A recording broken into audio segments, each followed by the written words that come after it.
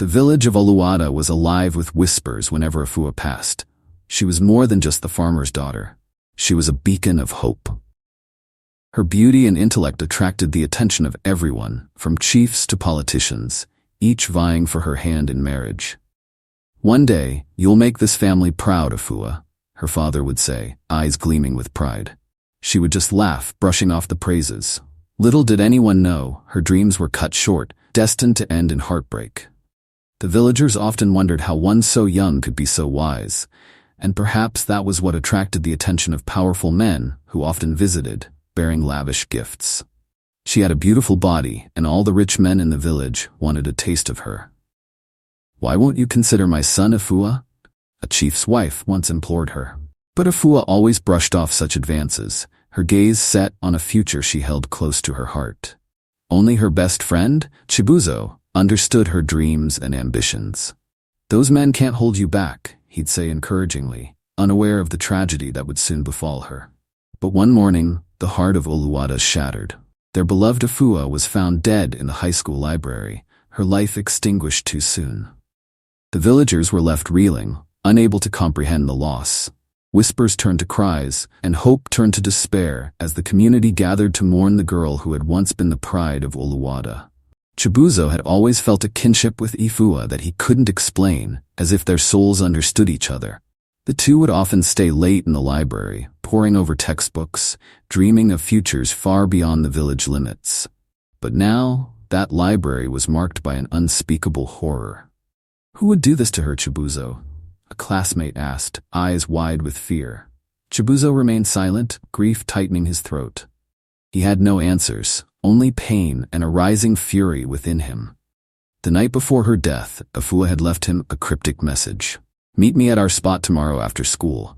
I have something important to tell you." Her words haunted him. Had she known something was going to happen? And if so, why hadn't she told him sooner? Questions filled his mind, each one louder than the last, each one bringing him closer to a dreadful realization. There was more to this tragedy than anyone could imagine. As he sat alone in the schoolyard, he whispered, "I won't rest until I find out what happened to you, Efua." From that moment, he knew that he wouldn't stop searching until he uncovered the truth, even if it meant facing his darkest fears. Chibuzo finds a letter slipped into his backpack. The handwriting is unmistakable, it's Efua's. His hands tremble as he opens it, half expecting her familiar jokes, but the message chills him to the core. Look under the library desk, the truth hides in the shadows. Confused, he wonders why she didn't tell him earlier. Did she sense someone was watching? After school, he sneaks into the library and checks beneath the desk where they used to study together. His fingers brush against something sharp. It's Efua's diary, hidden from sight. Quickly, he hides it under his shirt, heart pounding. "What are you doing here, Chibuzo?" The headmaster's son, Kunle, appears out of nowhere, eyes narrow with suspicion. Just studying," Chibuzo stammers, clutching the diary protectively. Kunle smirks, but there's something sinister in his gaze that Chibuzo can't shake. As he leaves the library, he senses a pair of eyes following his every move. He tells himself it's just paranoia, but deep down, he knows the truth. Someone doesn't want him to uncover Efua's secrets, and they're watching his every move. That night, Chibuzo opens the diary, his fingers tracing Efua's delicate handwriting. The entries start innocently, stories about school, her dreams, and her love for her family. But the later pages reveal a darker tale. Efua had been receiving unwanted attention from someone powerful in the village. "He threatened me, said I'd regret rejecting him," one entry reads. Chibuzo's chest tightens, he realizes Efua was being hunted. Just then, a knock at his door jolts him from his thoughts. He quickly hides the diary under his mattress. "Who's there?" he calls out. His father enters, his eyes clouded with worry. "You've been acting strange, son? What's going on?" Chibuzo opens his mouth to tell him but stops. He knows if he reveals too much, he'll put everyone he loves in danger. After his father leaves, he opens the diary again, desperate to find a clue. He comes across a name scratched out in Efua's handwriting, and though it's barely visible, he can make out the letters K-U-N. His blood runs cold. Kunle. Could Efua's troubles have begun with him? The next morning, Chibuzo confronts Kunle during break time. "What were you doing in the library that day?" he demands, his voice low. Kunle raises an eyebrow and smirks, clearly amused. Why do you care, Chibuzo? Afraid of what you might find out? He taunts, leaning in close. You should keep your nose out of things that don't concern you. I'd hate to see you end up like, well, you know. Chibuzo's fists clench, but he forces himself to stay calm. Kunle's words are a clear warning, but Chibuzo won't back down. I'll find out what happened to her, Kunle. No matter what, he replies, meeting his gaze. Kunle's smirk falters, replaced by a look of rage. You'll regret it? As Chibuzo walks home, he senses someone trailing him. Shadows stretch along the dirt road, and every sound makes his heart pound. Suddenly, a hand grabs his shoulder, and he spins around, fists up. It's Efua's older cousin, Tunde, his face drawn with grief. I know you're looking for answers, Chibuzo. Meet me tonight at the old church. There's something you need to see, Tunde whispers before disappearing into the darkness. Under the cover of night, Chibuzo sneaks to the old church, a crumbling building on the edge of the village. Tunde waits inside, pacing nervously. Efua told me things before, he pauses, struggling to find the words. She was scared, Chibuzo. Someone powerful was after her. She kept saying she knew too much. Chibuzo feels a chill run down his spine. Too much about what? He asks. Tunde hesitates. She knew secrets about the village, things people would kill to keep hidden, but she refused to tell me everything, only that she couldn't trust anyone, even her own family. Chibuzo realizes Efua's life was more complicated than he'd ever known. I think Kunle was involved, he whispers, but Tunde's eyes widen in fear. Kunle? Be careful, Chibuzo. His father has connections. If they know you're digging, you could be next. The warning lingers as Chibuzo leaves the church. He now knows the stakes are higher than he imagined. But something within him won't let him stop, even if it means putting himself in danger. The following day, Chibuzo is called to the headmaster's office. The atmosphere is tense, and the headmaster's cold eyes pierce through him. I've heard disturbing rumors, Chibuzo, he says, folding his hands on the desk. Rumors that you're asking questions about Efua's death. I strongly advise you to stop. There are consequences for those who pry into matters that don't concern them. Chibuzo stiffens, feeling the weight of the headmaster's words. He knows this is a warning, but he refuses to be intimidated. I won't stop until I find out the truth, he replies boldly, meeting the headmaster's gaze. A flicker of anger crosses the headmaster's face before he regains his composure. Remember, Chibuzo, curiosity can be fatal. As he leaves the office, he catches a glimpse of Kunle watching him from the corridor, his lips curled into a menacing smile. The headmaster's son has always been untouchable, but now Chibuzo understands that there's something dark lurking beneath his smug exterior. Whatever secrets Efua uncovered, they're tied to Kunle and his family, and Chibuzo knows he must tread carefully if he wants to survive. Through the diary, determined to piece together the puzzle. Efua had written about a meeting she overheard between Kunle and his father, a conversation filled with veiled threats and talk of disposal. The words make Chibuzo's skin crawl. Disposal? He mutters, his heart racing. Did they plan to silence Efua because she knew something? The more he reads, the more he realizes Efua was uncovering a conspiracy within the village. A group of influential men, led by the headmaster and several chiefs, were involved in secret deals that would destroy the lives of many villagers. Efua must have threatened to expose them, he thinks, feeling a surge of admiration for her bravery. Just then, a stone crashes through his window, and he jumps back, startled. Attached to it is a note. Stop looking, or you're next. His hands tremble as he reads the words. Someone is watching him, but even in his fear, he knows he can't give up. Efua deserves justice, and he'll do whatever it takes to honor her memory. Desperate for answers, Chibuzo meets Tunde again under the cover of darkness. We need to expose them, he whispers, his voice shaking. Tunde nods, his face set in grim determination. I've been gathering evidence, but it's not enough. We need more. They decide to search the headmaster's office, hoping to find documents that could prove the conspiracy. Sneaking into the school at night, Chibuzo's heart pounds as he jimmies open the office door. Tunde keeps watch as he rifles through files, his eyes scanning documents, looking for anything that might incriminate the headmaster. At last, he finds a hidden drawer with a file marked Efua. He opens it, his stomach twisting as he reads the contents. But before he can process it, footsteps echo down the hall. Someone's coming, Tunde hisses, pulling him towards the door. They slip out just as Kunle rounds the corner, flashlight in hand, eyes searching. They narrowly escape, but Chibuzo knows they're closer than ever to exposing the truth. All they need now is the final piece of evidence to bring down the men who betrayed Efua.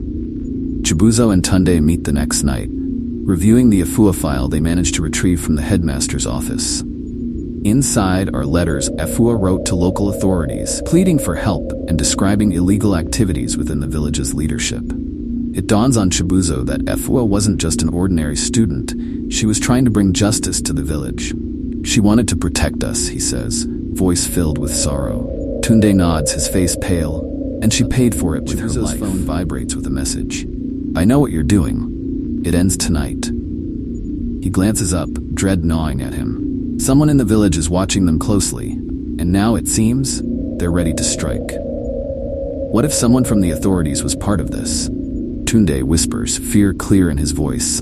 Chibuzo knows they're running out of time to find allies they can trust. Determined, they hatch a plan to approach the one person Efua trusted besides them, Mama Sola, her grandmother.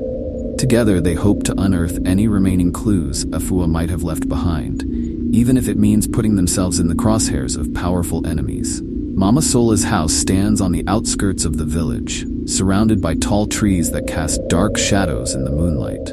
When she opens the door, her face crumples at the sight of Chibuzo. You were her friend, she says, voice filled with sorrow. She always spoke highly of you. They explain what they found, and Mama Sola listens, nodding slowly. Efua knew too much, and her spirit won't rest until the truth comes out, she says, clutching her necklace tightly. Mama Sola leads them to Efua's room, untouched since her passing. She hands Chibuzo a small notebook, one that Efua kept hidden from everyone, even her family. This might help you find her killer, she whispers.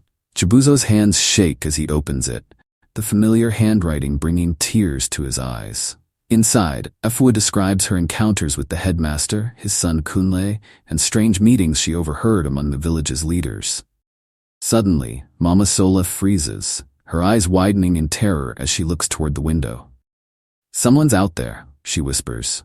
The three huddle together, holding their breath, but the shadowy figure soon disappears into the night. They know. Mama Sola murmurs, her voice shaking. Be careful, my child.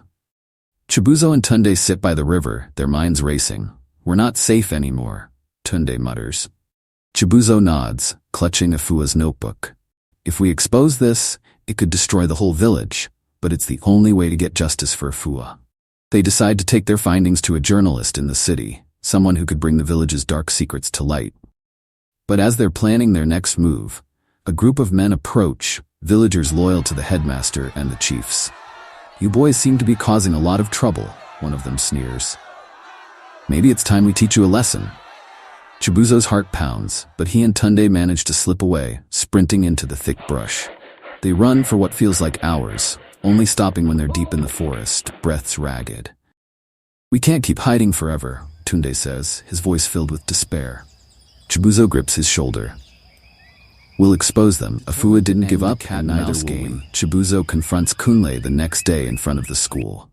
I know what you and your father did, he says, his voice steady despite the fear pulsing through him. Kunle laughs, but there's no humor in his eyes. And who would believe you, Chibuzo? You're just a schoolboy. I'm untouchable, he sneers, his confidence rattling Chibuzo. But Chibuzo stands firm. Efua left a record, and if anything happens to me, people will find out what you did. For a moment, Kunle's smug expression falters, his eyes narrowing with anger. Watch your back, Chibuzo, he whispers, leaning close, or you'll end up like her. Kunle's words linger as Chibuzo walks away, heart racing. He knows he's rattled Kunle, but he also realizes that he's now in greater danger than ever before.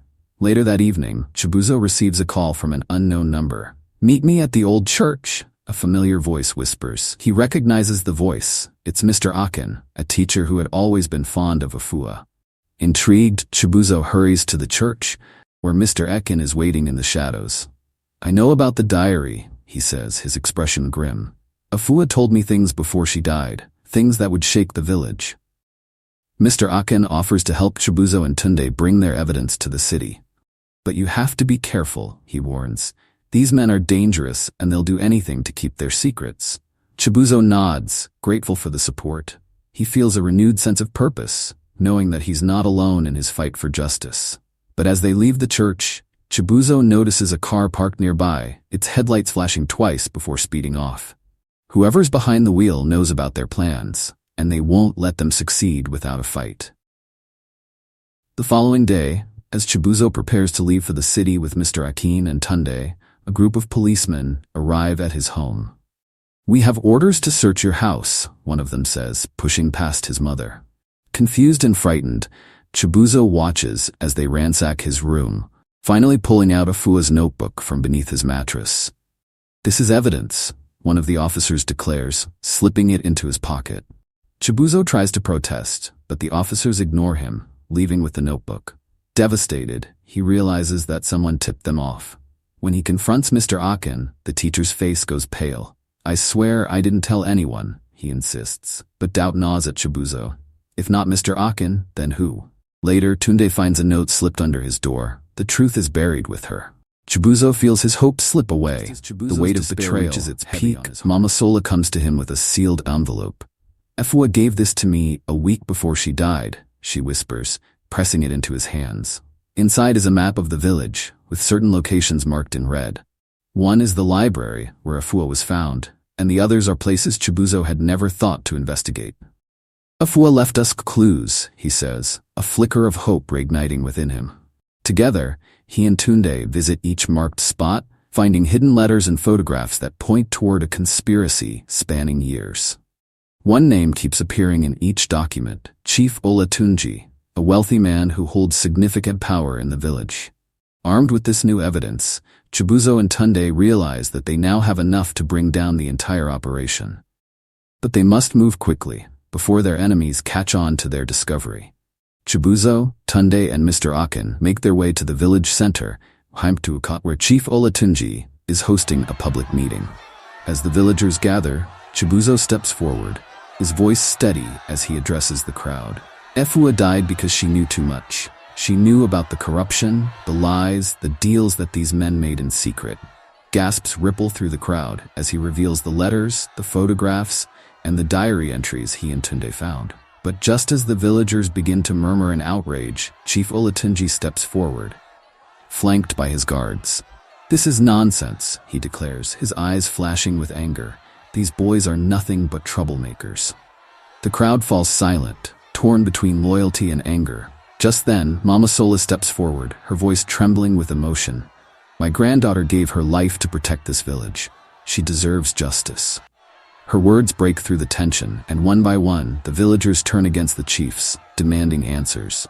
As Chief Olatunji tries to dismiss the evidence, whispers spread throughout the crowd. Villagers start to murmur, casting doubtful looks at the chief.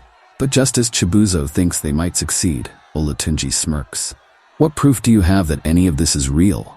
he challenges, dismissing the diary as fabrication. Just then, Mr. Akin steps forward, revealing a sealed document signed by village elders. A contract Efua had found, proving the chief's involvement in illegal land sales.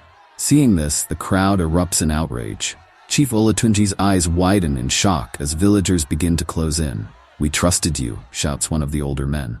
The chief, looking desperate, signals to his guards. "Anyone who sides with these boys is an enemy of the village," he yells.